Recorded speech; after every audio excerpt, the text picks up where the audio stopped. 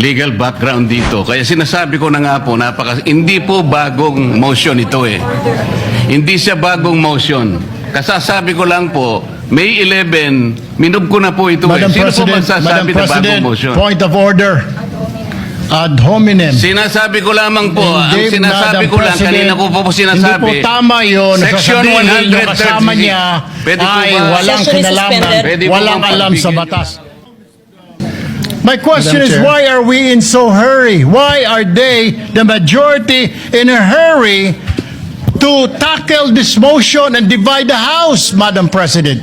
They're in a hurry because of news reports that probably two of our colleagues might land in jail this weekend. Is that the reason why? Is that the reason why they have to have this inserted, the Section 41C, para makaboto po kung sino man yung makukulong dahil sa announcement ng ombudsman na may lalabas na po ang warrant ng ilan sa mga kasama natin, Madam President?